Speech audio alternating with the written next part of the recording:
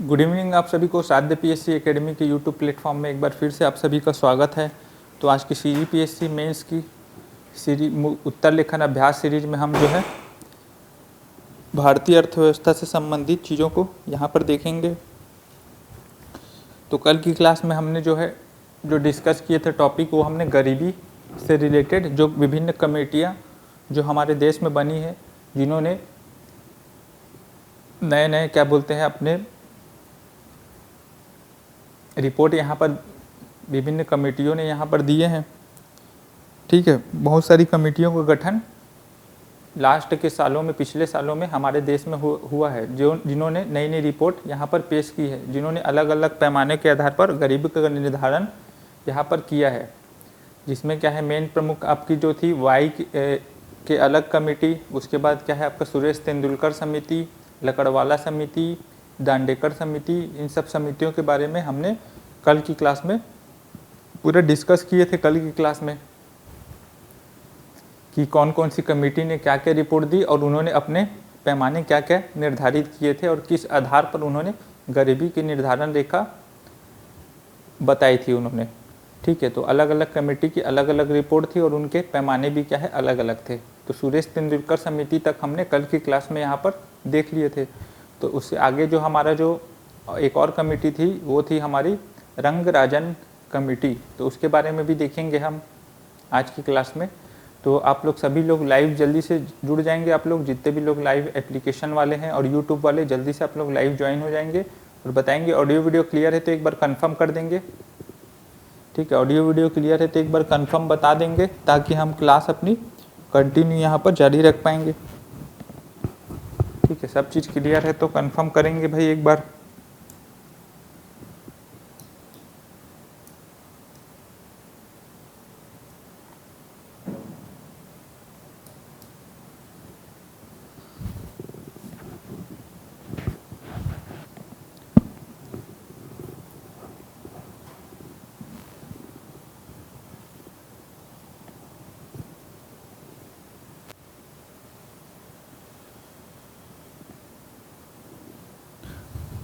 सभी को क्लियर है यहाँ पे? तो हमारी जो नेक्स्ट कमेटी थी वो थी हमारी सी रंगराजन समिति।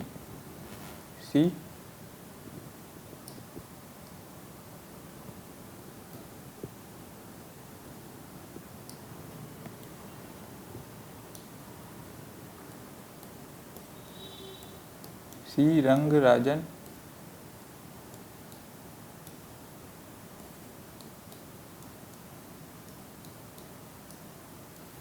ठीक है, सी रंगराजन समिति। ठीक है, कल की क्लास में हमने तेंदुलकर समिति को देखा था। सुरेश तेंदुलकर की अध्यक्षता में एक कमेटी का गठन किया गया था, जिसने मासिक प्रति व्यक्ति उपभोग व्यय के आधार पर गरीबी रेखा का निर्धारण किया था। मासिक प्रति व्यक्ति उपभोग व्यय के आधार पर उसने गरीबी रेखा का निर्धारण किया था सुरेश तेंदुलकर समिति ने। तो उसमें ग्रामीण क्षेत्र के लोगों के लिए क्या उपभोग व्यय रखा था मासिक रूप में? 446 रुपये ग्रामीण क्षेत्र के लोगों के लिए रखा था। ठीक है, 446 रुपये। और शहरी क्षेत्र के लिए उसने क्या क्राइटेरिया रखा था? 578 रुपये मासिक उपभोग व्यय। ये इसने क्या है, सुरेश तेंदुलकर समिति ने यहाँ पर रखा था।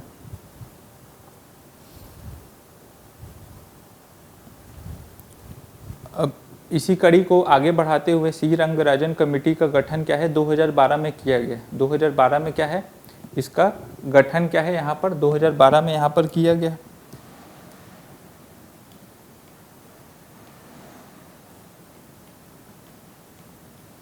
ठीक है, 2012 में क्या है, इसका गठन यहाँ पर किया गया था सी रंगराजन कमेटी का, जिसने 2014 में क्या है अपनी रिपोर्ट यहाँ पर पेश की थी।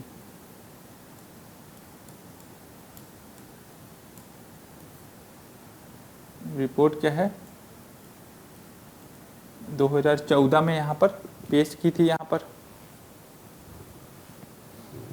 सी रंगराजन कमेटी ने, जिसका गठन 2012 में किया गया था और 2014 में इसने क्या है अपनी रिपोर्ट यहाँ पर पेश की थी। अब इसने क्या है, सुरेश तेंदुलकर समिति की जो सिफारिशें थी, जिस हिसाब से सुरेश तेंदुलकर समिति ने जिस क्राइटेरिया को निर्धारित किया था, मासिक प्रति व्यक्ति मासिक उपभोग व्यय, जो क्राइटेरिया सुरेश तेंदुलकर समिति ने दिया था, तो उसको क्या है सिरे से खारिज कर दिया था इस कमेटी ने। रंगराजन कमेटी ने क्या है उस क्राइटेरिया को क्या है यहाँ पर सिरे से खारिज कर दिया था। फिर इसने अपना एक नया मासिक उपभोग व्यय यहाँ पर, अपना एक नया मासिक प्रति व्यक्ति उपभोग व्यय यहाँ पर का पैमाना इसने रंगराजन कमेटी ने दिया। ठीक है, इसने सुरेश तेंदुलकर समिति की जो सिफारिशें थी उसको खारिज करते हुए नए सिरे से जो मासिक प्रति व्यक्ति उपभोग व्यय है उसका क्या है निर्धारण यहाँ पर किया, जिसके आधार पर गरीबी रेखा का निर्धारण किया जा सके। तो इनके द्वारा जो पैमाना क्या निर्धारित किया गया था, मासिक प्रति व्यक्ति उपभोग व्यय क्या, उसको एक बार देख लेते हैं। ग्रामीण क्षेत्र के लिए इन्होंने जो निर्धारण किया था, ग्रामीण क्षेत्र के लिए, ग्रामीण क्षेत्र के लिए इन्होंने 972 रुपये, ग्रामीण क्षेत्र के लिए 972 रुपये इन्होंने निर्धारण किया था। ठीक है, ग्रामीण क्षेत्र के लिए 972 रुपये इन्होंने इसका निर्धारण यहाँ पर किया था। और शहरी क्षेत्र के लिए कितना था, शहरी क्षेत्र के लिए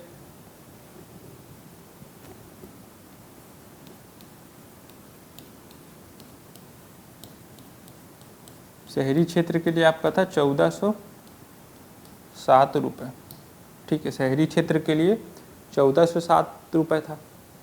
वही तेंदुलकर समिति का जो हमने देखा था कल की क्लास में, तेंदुलकर समिति का, तो उसमें ग्रामीण के लिए कितना था, ग्रामीण के लिए था 446 और शहरी के लिए कितना था 578 था। ठीक है, 578 रुपये था शहरी क्षेत्र के लिए और ग्रामीण क्षेत्र के लिए 446 रुपये था। तो ग्रामीण क्षेत्र का आपका जो सी रंगराजन समिति में जो है 972 रुपये निर्धारण किया गया मासिक प्रति व्यक्ति उपभोग व्यय को। अगर कोई व्यक्ति मासिक प्रति व्यक्ति जो उपभोग व्यय है महीने में इतना अपने उपभोग में खर्च करने में असमर्थ है, कोई व्यक्ति ग्रामीण क्षेत्र में 972 रुपये खर्च करने में अगर वह असमर्थ है, ठीक है, सक्षम नहीं है, तो वह गरीबी रेखा के नीचे माना जाएगा। और शहरी क्षेत्र में वही क्या है, कोई व्यक्ति अगर शहरी क्षेत्र में रह रहा है और क्या है वह मासिक रूप से 1407 रुपये खर्च करने में अगर वह असक्षम है, ठीक है, असमर्थ है इतने रुपए खर्च करने में, शहरी क्षेत्र का व्यक्ति, ठीक है, इससे कम खर्च कर रहा है, तो उसे गरीबी रेखा के नीचे यहाँ पर माना जाएगा। तो ये गरीबी रेखा का निर्धारण इन्होंने अपने नए क्राइटेरिया को यहाँ पर दिया सी रंगराजन कमेटी ने, जिसने क्या है जो पूर्व में सुरेश तेंदुलकर समिति के द्वारा जो दिए गए मासिक प्रति व्यक्ति उपभोग व्यय के जो पैमाने जो तेंदुलकर समिति के द्वारा जो निर्धारित किए गए थे उसको सिरे से खारिज करते हुए इन्होंने अपना एक नया पैमाना यहाँ पर दिया। ठीक है, यहाँ तक सभी को क्लियर है? यहाँ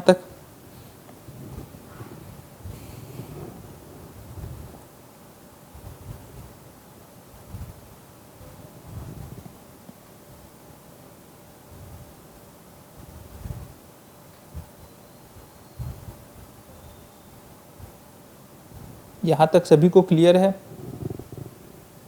अब इस कमेटी ने क्या है जो है इस कमेटी के अनुसार वर्ष 2011-12 में जो है वर्ष 2011-12 में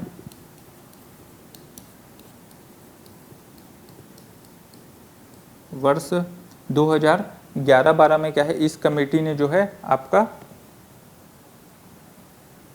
जो आंकड़े पेश किए थे, जिसमें क्या है आपका जो 29.5% जो लोग थे,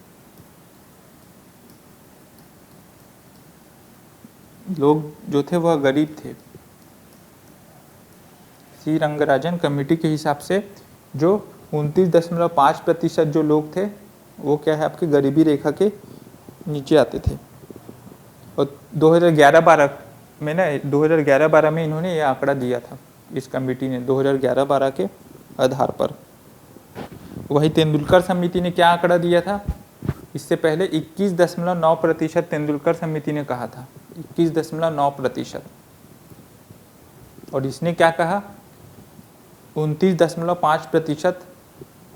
इसने कहा था 29.5%। क्लियर है यहाँ तक चीज़ें? 29.5%।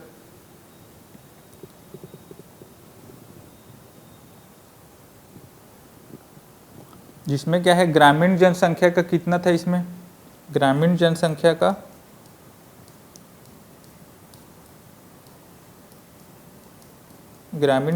कितनी थी इसमें, 30.09%। ग्रामीण जनसंख्या कितनी थी इसमें, 30.09%। और शहरी जनसंख्या कितनी थी इसमें, शहरी जनसंख्या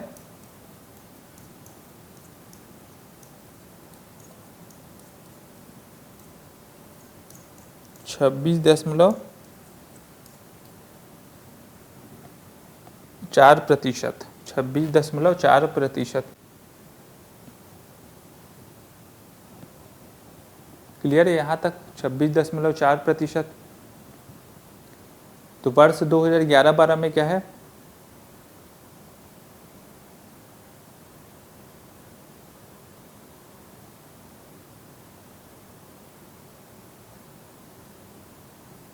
वर्ष 2011-12 में 29.5% लोग क्या है, गरीबी रेखा के नीचे थे। जिसमें क्या है, ग्रामीण जनसंख्या का कितना था उसमें 30.09% और शहरी जनसंख्या का था 26.4%। ये आंकड़े इसने अपनी रिपोर्ट में पेश किए थे, सी रंगराजन समिति ने। क्लियर है ये सारी चीज़ें? एग्ज़ाम में क्या है, कई बार पूछ भी देता है, ऑब्जेक्टिव वाले क्वेश्चन में आपका पूछ देता है कई बार। और जैसे मेंस में आता है आपका लिखने के लिए, तो आपको ये आंकड़े पूरा बताने होंगे ना, आंकड़े आपको याद रखना है और ये आंकड़ों को आपको वहाँ पर एक्सप्लेन करना होगा। आंकड़े आप बताएंगे तभी आपका क्या है, क्वेश्चन के जो आंसर है उसमें वैलिडेशन आपका बढ़ेगा। ठीक है, आपका जो आंसर है वो एकदम उसमें वेटेज उसका बढ़ेगा अगर आप इन आंकड़ों को उस अपने आंसर में पेश करते हैं तो। क्योंकि अर्थव्यवस्था में क्या है, आंकड़े ही महत्वपूर्ण है, इसमें आंकड़ों का खेल रहता है। तो आंकड़े आपको इसमें याद रखने पड़ेंगे। जो मेजर जो आंकड़े रहते हैं प्रमुख रूप से, सभी आंकड़े तो याद नहीं रख सकते, जो प्रमुख आंकड़े जो रहते हैं, इंपॉर्टेंट डेटा जो रहते हैं, उनको आपको याद रखना पड़ेगा और उनको अपने आंसर में वहाँ पर मेंशन करना पड़ेगा। अब जैसे जीडीपी ग्रोथ रेट पूछता है, जीडीपी कितना है छत्तीसगढ़ राज्य की और किस सेक्टर में कितनी ग्रोथ है, तो वहाँ पर आपको क्या है, आंकड़ा वहाँ पर याद रखना पड़ेगा, इतना प्रतिशत है, इतना प्रतिशत वहाँ पर लिखना पड़ेगा। अगर आंकड़ों को वहाँ पर लिखेंगे तभी आपका आंसर सही कहलाएगा वहाँ पर। ठीक है, तो आंकड़ों को आपको याद रखना है। अर्थव्यवस्था से संबंधित जो आंकड़े हैं, आपके बजट से संबंधित जो आंकड़े हैं, उनको आपको याद रखना है अर्थव्यवस्था के पेपर में, क्योंकि इसमें आंकड़ों का महत्व है। ठीक है, क्लियर है यहाँ तक चीज़ें? रंगराजन समिति यहाँ पर क्लियर है सभी को?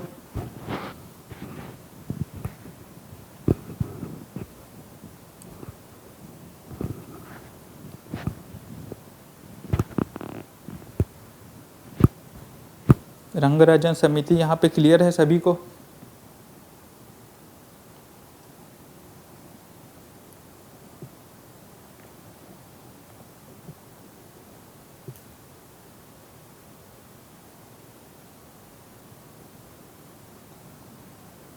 तो ये आपका रंगराजन समिति, तो ये आपका जो विभिन्न कमेटियों को हमने गरीबी से संबंधित है उसको यहाँ पर कवर कर लिया है।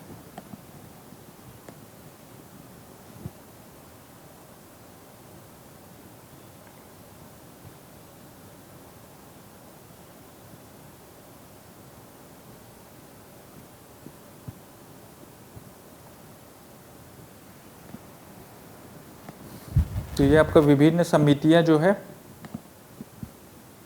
जो गरीबी से संबंधित जो विभिन्न समितियों को हमने कल भी देखा और आज भी देख रहे हैं, तेंदुलकर समिति, रंगराजन समिति, ये दोनों बहुत ही इम्पोर्टेंट समितियां हैं। खासकर जो तेंदुलकर समिति है और रंगराजन समिति, ये दोनों बहुत इम्पोर्टेंट है आपका। ठीक है,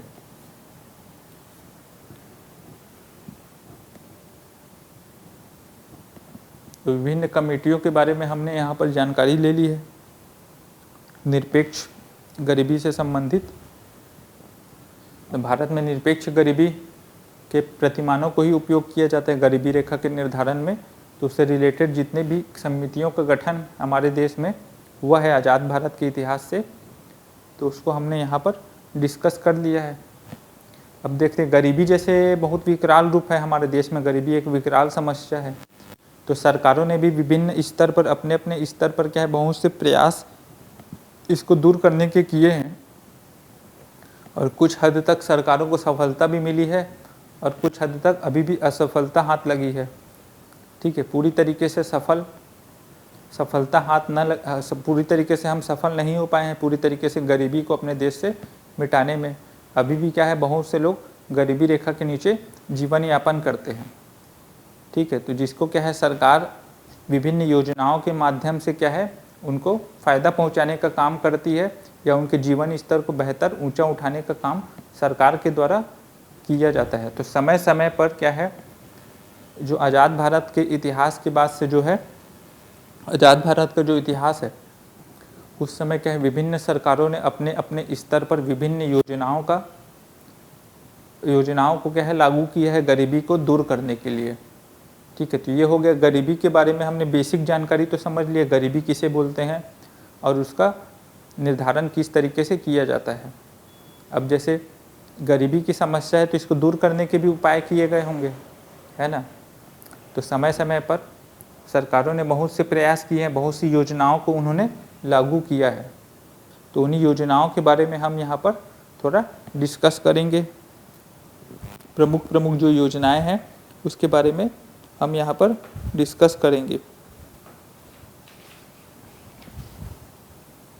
गरीबी को दूर करने के लिए जो योजनाएं हैं उसके बारे में थोड़ा यहाँ पर डिस्कस करते हुए चलेंगे। ठीक है, क्योंकि गरीबी दूर करने के उपाय आपका अगर एग्ज़ाम में पूछेगा तो आपको इन योजनाओं को ही वहाँ पर मेंशन करना पड़ेगा। ठीक है, योजनाओं को मेंशन करके वहाँ पर बताना पड़ेगा। तो इसीलिए योजनाओं के बारे में जानकारी रहना आप लोग के लिए ज़रूरी है। ठीक है, तो गरीबी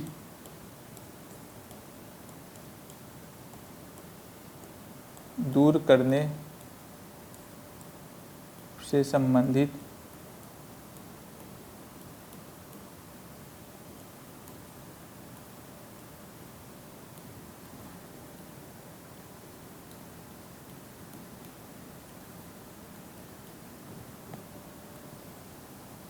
योजनाएं, तो पहली योजना जो है आपकी अन्नपूर्णा योजना।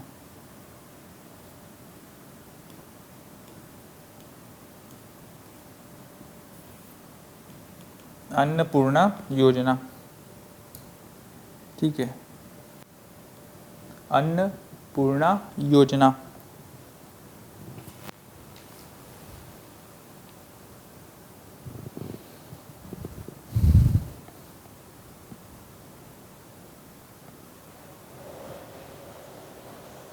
तो इस योजना का प्रारंभ जो है आपका, जो गांधी जी की जयंती है 2 अक्टूबर सन 2000 को इस योजना का प्रारंभ यहाँ पर किया गया था। प्रारंभ कब किया गया था? 2 अक्टूबर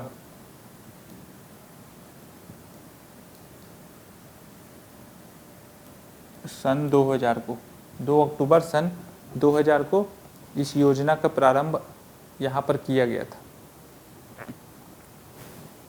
क्लियर है यहाँ तक? और कहाँ से हुआ था इसका? गाजियाबाद के सिखोड़ा ग्राम से।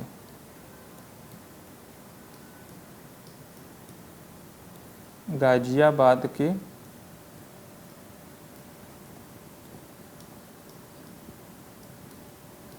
सिखोड़ा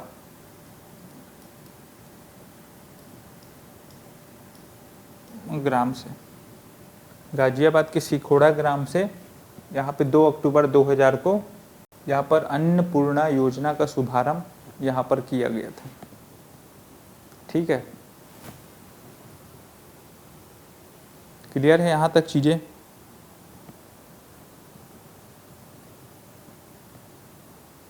और इसका उद्देश्य क्या था? यहाँ पर जो देश के अत्यंत जो निर्धन जो वृद्ध लोग थे, अत्यंत निर्धन वृद्ध जन थे, उनको क्या है, रोटी की व्यवस्था करना। ठीक है, अत्यंत निर्धन जो लोग थे,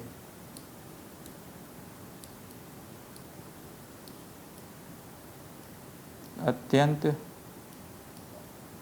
निर्धन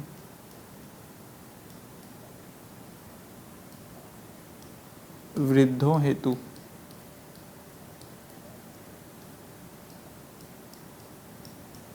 रोटी की व्यवस्था,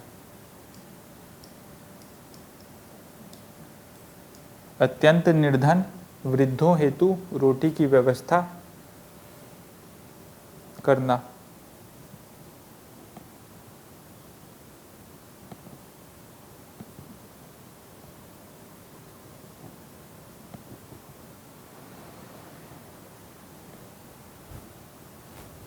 ठीक है, अत्यंत निर्धन वृद्धों हेतु रोटी की व्यवस्था करना, इसका क्या है, प्रारंभिक उद्देश्य था। इसी उद्देश्य की पूर्ति के लिए इस योजना का शुभारंभ 2 अक्टूबर 2000 को गाजियाबाद के सिखोड़ा ग्राम से यहाँ पर किया गया था। अन्नपूर्णा योजना, क्लियर यहाँ पे? क्लियर है ये चीज़ें? अब आपकी दूसरी योजना है, आपकी बहुत ही इम्पोर्टेंट जो योजना है, जो कई बार आपके एग्ज़ाम में पूछा गया है और बहुत ही समाचारों में भी हाईलाइट रहती है ये योजना। और अभी भी यह योजना जो है चालू है, अभी भी यह योजना चालू है और बहुत ही फेमस नाम है जो आप लोग को पता होगा, राष्ट्रीय खाद्य सुरक्षा गारंटी अधिनियम 2013, राष्ट्रीय खाद्य सुरक्षा अधिनियम 2013। दूसरा है आपका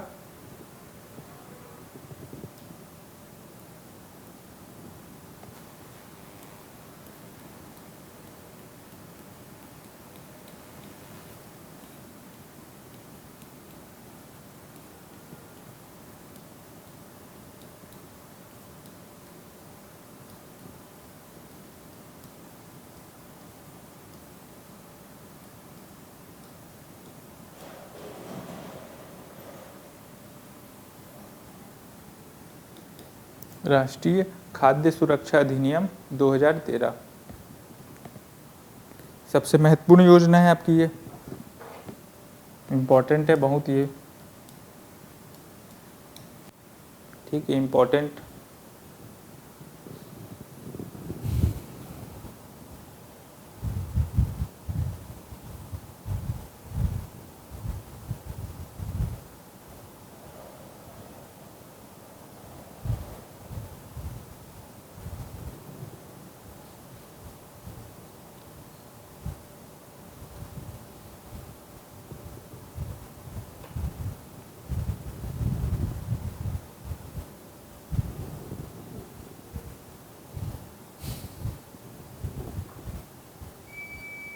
लोगों की क्या है, जैसे जो गरीबी रेखा से जो नीचे जीवन यापन करते हैं, तो उनकी क्या है, खाद्य सुरक्षा सुनिश्चित करने के लिए एक अधिनियम पास किया गया था। कानून के माध्यम से इस योजना को लागू किया गया था। ठीक है, ताकि उनकी खाद्य सुरक्षा की आपूर्ति होती रहे। और ये जो अधिनियम है ये आपका 12 सितंबर 2013 से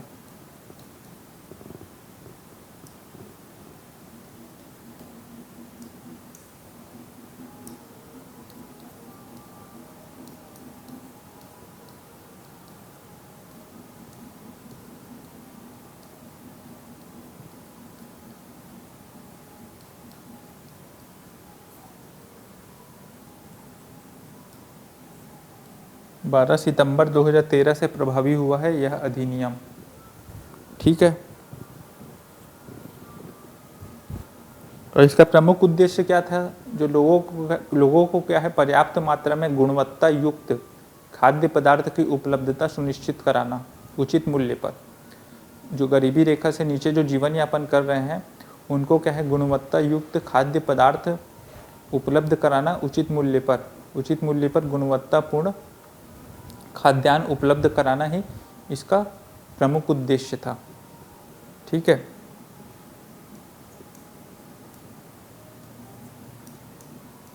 गुणवत्ता युक्त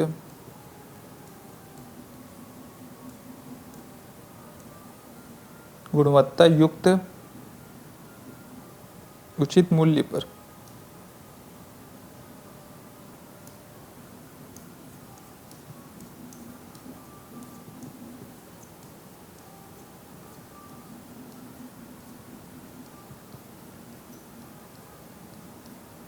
गुणवत्तापूर्ण खाद्यान्न उपलब्ध कराना।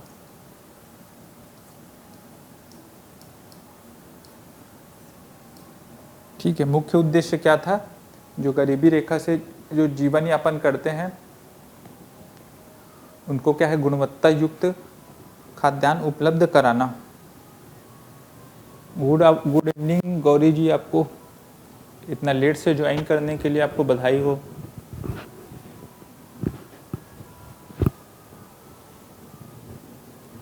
रामनवमी और अष्टमी मना रहे हैं क्या आप लोग? जो क्लास आप लोग अटेंड नहीं किए हैं और इतना लेट से आप लोग ज्वाइन हो रहे हैं। महाअष्टमी और रामनवमी का मतलब मज़ा ले रहे हैं आप लोग, उसका प्रसाद खा रहे हैं, मतलब तभी आप लोग क्लास अटेंड नहीं कर रहे हैं।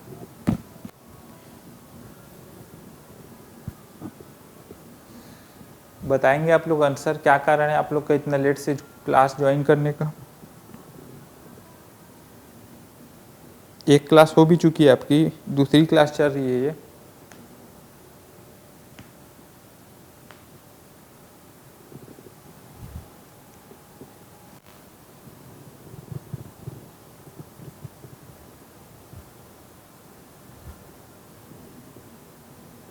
इतना लेट से कैसे ज्वाइन कर रहे हैं आप लोग?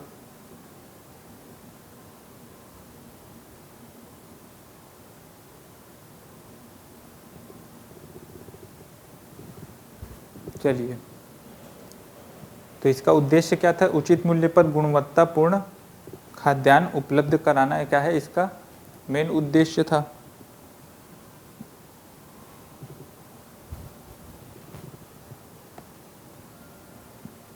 और क्या विशेषता थी इस अधिनियम की? इस अधिनियम की विशेषता क्या थी कि यह जो अधिनियम था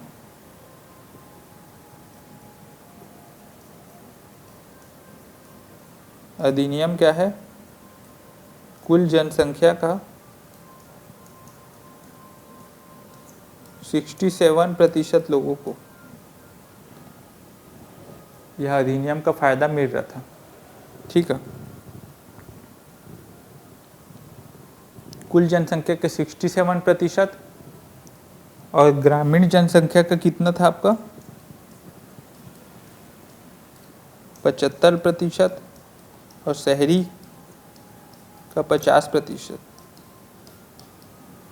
ठीक है, मतलब कुल जनसंख्या का 67%, जिसमें क्या है ग्रामीण जनसंख्या का 75% और शहरी जनसंख्या का 50% लोगों को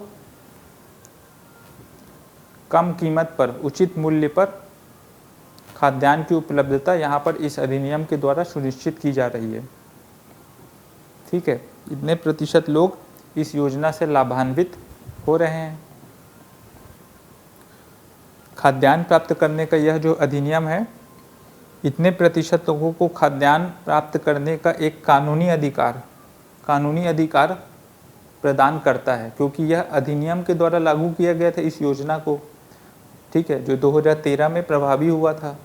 तो यह जो है इतने प्रतिशत जो हमारी आबादी है, ग्रामीण आबादी 75% और शहरी आबादी 50%, इतने प्रतिशत लोगों को क्या है, जो अनुमोदित दर है या उचित मूल्य पर गुणवत्ता युक्त खाद्यान्न उपलब्ध कराने का अधिकार क्या है, प्रदान करता है यह अधिनियम। इसीलिए यह अधिनियम बहुत ही इम्पोर्टेंट है आपका। इससे क्वेश्चन कई बार बना भी है और आपका आगे भी बनने की पूरी संभावना इसमें है। क्लियर है यहाँ तक चीज़ें? यहाँ तक सभी को क्लियर है? राष्ट्रीय खाद्य सुरक्षा अधिनियम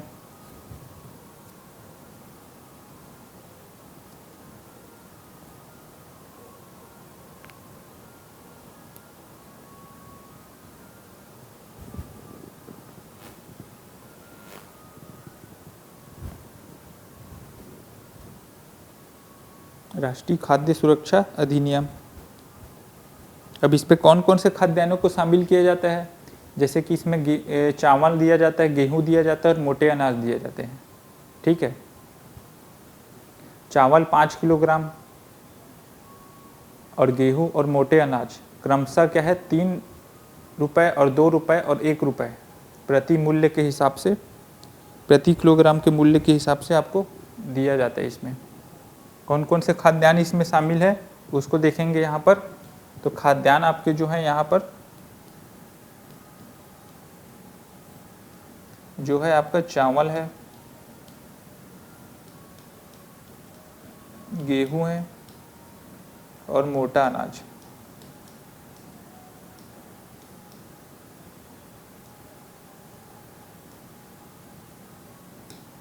मोटा अनाज, ठीक है। और ये 5 किलो है चावल, तो ये कितना है, 3:2:1, मतलब ये 3 रुपये और ये 2 रुपये और ये 1 रुपये।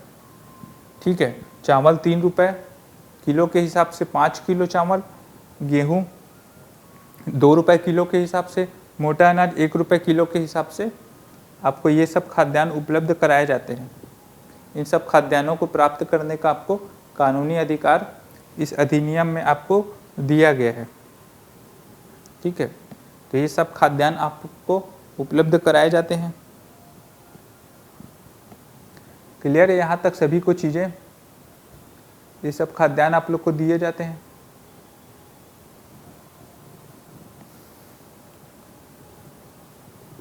तो ये आपका राष्ट्रीय खाद्य सुरक्षा अधिनियम हो गया। बहुत ही इम्पोर्टेंट अधिनियम है आप लोग के लिए ये।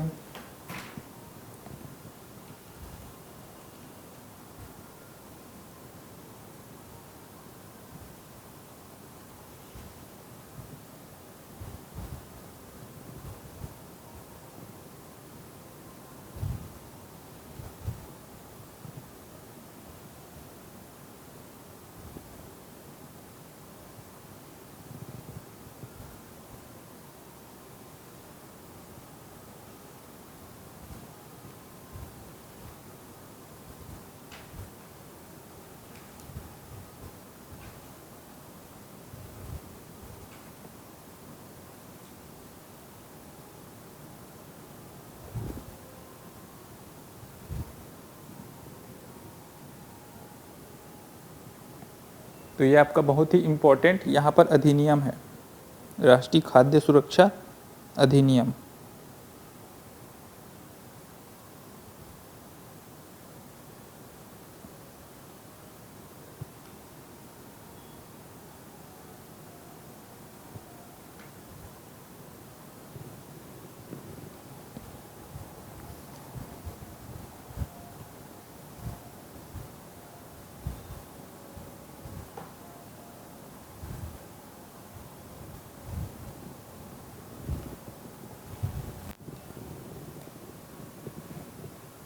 तो ये हो गया आपका राष्ट्रीय खाद्य सुरक्षा अधिनियम।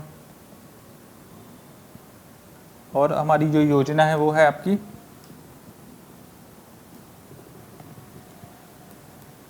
राष्ट्रीय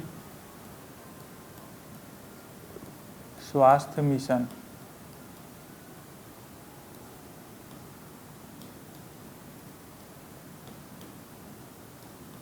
राष्ट्रीय स्वास्थ्य मिशन।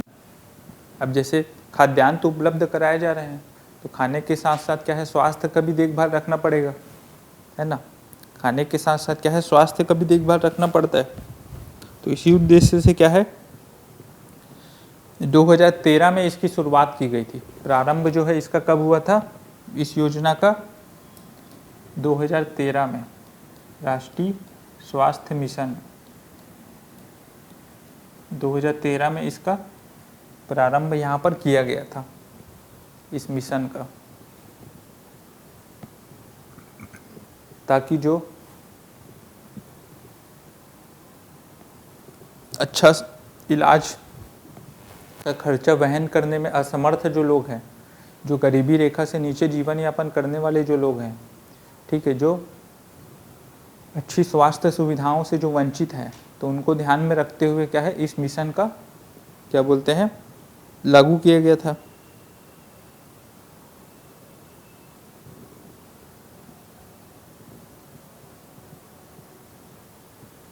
इसका उद्देश्य क्या था यहाँ पर,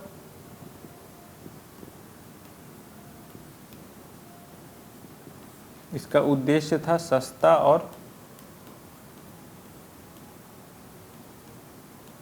सुलभ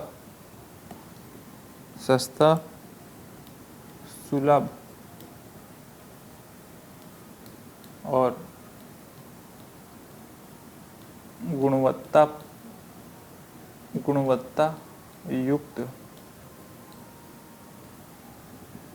ठीक है, सस्ता सुलभ गुणवत्ता युक्त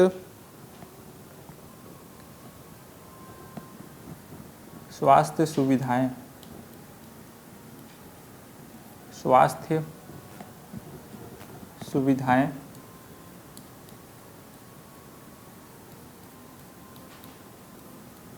उपलब्ध कराना।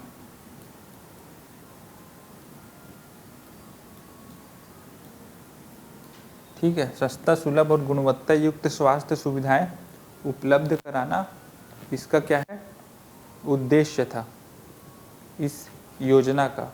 इसी उद्देश्य से इस योजना को 2013 में यहाँ पर लागू किया गया था। 2013 में क्या है, इसी उद्देश्य से इस योजना को लागू किया गया था, राष्ट्रीय स्वास्थ्य मिशन।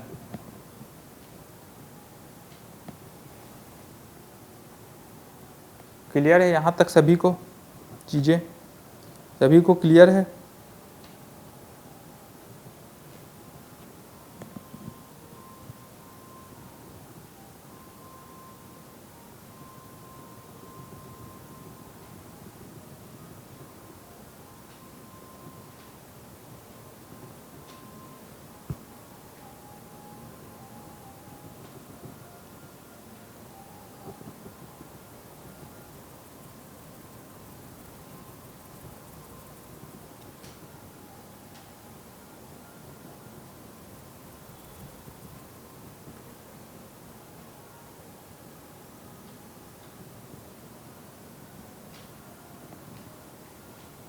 यहाँ तक क्लियर सभी को चीज़ें?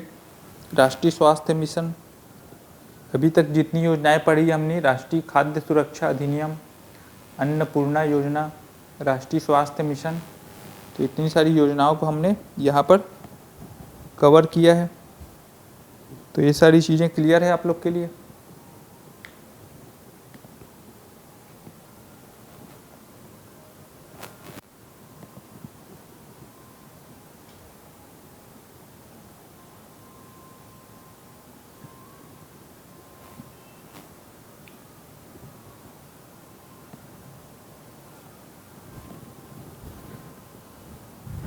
और योजना है आपका राष्ट्रीय ग्रामीण रोजगार गारंटी योजना।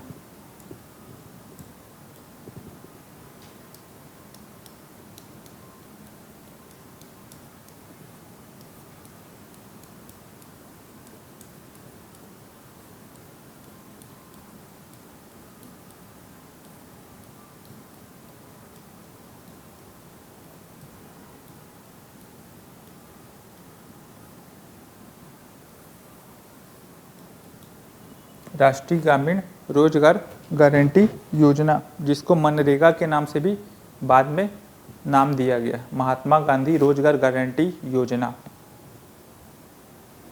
ठीक है, राष्ट्रीय ग्रामीण रोजगार गारंटी योजना। तो इसका शुभारंभ कब हुआ था? 2 फरवरी 2006 को इसका शुभारंभ हुआ था। प्रारंभ जो है इसका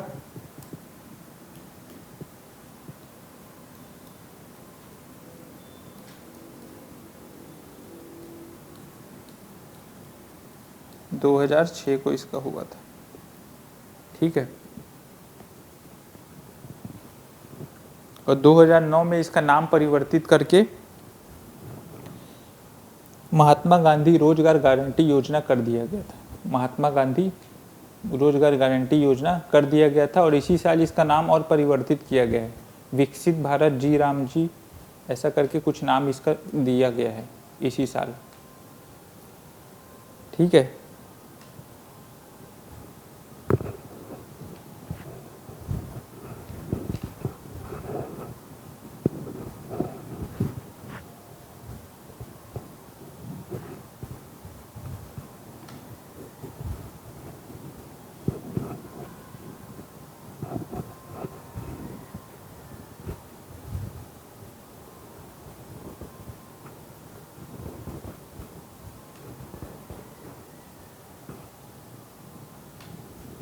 और इसका लक्ष्य क्या था कि इसमें क्या है, जो प्रत्येक जो परिवार है, प्रत्येक परिवार को एक वित्तीय वर्ष में 100 दिन का रोजगार उपलब्ध कराना इसका प्रारंभिक यहाँ पर उद्देश्य था। प्रत्येक जो परिवार है उनको 100 दिनों का क्या है, रोजगार वित्तीय वर्ष में उपलब्ध कराना इसका प्रारंभिक उद्देश्य रखा गया था। लेकिन अभी जो नए कलेवर में इस योजना को लागू किया गया है उसमें 125 दिन की रोजगार की व्यवस्था यहाँ पर रखी गई है। मोदी सरकार के द्वारा जो है 125 दिन की रोजगार की व्यवस्था रखी गई है। लेकिन जब ये उस टाइम जब ये योजना का जब निर्माण हुआ था 2006 में, तो उस टाइम इसका उद्देश्य क्या था, 100 दिनों का रोजगार उपलब्ध कराना वित्तीय वर्ष में। क्लियर है, तो 100 दिनों का रोजगार उपलब्ध कराया जाता है था इसमें। ठीक है, जो ग्रामीण आबादी है, ग्रामीण क्षेत्र में जो गरीबी रेखा से नीचे जो जीवन यापन करते हैं, तो उनको क्या है, वित्तीय वर्ष में कुछ निश्चित दिनों का रोजगार उपलब्ध कराया जाता है। तो उसी उद्देश्य को ध्यान में रखते हुए इस योजना को क्या है, लागू किया गया है। और जो अभी भी यह योजना संचालित है, नाम परिवर्तित कर दिया गया है, लेकिन जो इसके प्रावधान है वह लगभग सिमिलर है, समान है प्रावधान जो है इसके। क्लियर है। प्रारंभ में जब यह योजना लागू हुई थी तो यह 200 जिलों में लागू हुई थी। ठीक है, देश के 200 जिलों में यह योजना लागू की गई थी, 200 जिलों में। ठीक है, 200 जिलों में इस योजना को लागू किया गया था प्रारंभ में, 200 जिलों में।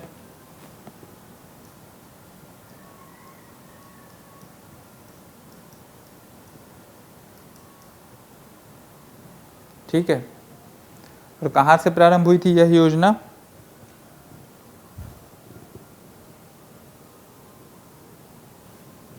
आंध्र प्रदेश के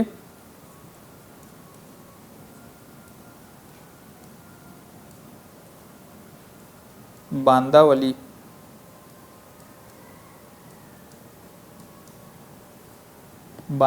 जिले के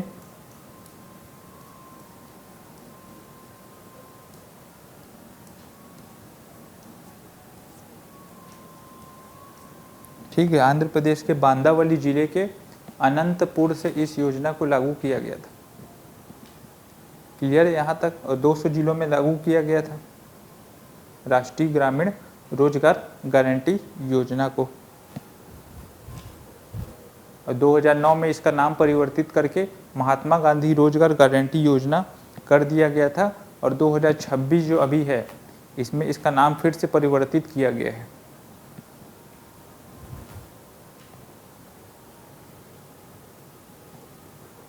क्लियर है यहाँ तक चीज़ें। और इसमें 100 दिनों का रोजगार उपलब्ध कराया जाता है। अभी 125 दिन के इसमें प्रावधान किया गया है। अभी इसमें 125 दिन का प्रावधान किया गया है और यह एक अधिनियम के तहत लागू की गई थी। तो एक कानूनी अधिकार देता है, यह योजना भी क्या है, एक कानूनी अधिकार आपको दिया जाता है इस योजना में। ठीक है, जैसे राष्ट्रीय खाद्य सुरक्षा अधिनियम वाली जो योजना थी उसमें भी आपको क्या है, कानूनी अधिकार दिया गया था। और इसमें भी आपको क्या है, एक कानूनी अधिकार यहाँ पर दिया जा रहा है। क्लियर है यहाँ तक चीज़ें। सभी को। तो ये कुछ क्या है, मुख्य मुख्य योजनाएं हैं आपकी, मुख्य मुख्य क्या है आपकी योजनाएं हैं गरीबी को दूर करने से संबंधित। ठीक है, तो ये कुछ योजनाएं थी। तो और बाकी जो चीज़ें हैं उसको क्या है हम नेक्स्ट क्लास में डिस्कस करेंगे फिर। ठीक है, आगे जो है अगली क्लास में डिस्कस करेंगे। बाकी आज की क्लास फिर यहीं तक रखते हैं, आज की क्लास यहीं तक रखते हैं, बाकी फिर अगली क्लास में देखते हैं। तो थैंक यू आप सभी को लाइव ज्वाइन करने के लिए। बाकी मिलते हैं फिर कल।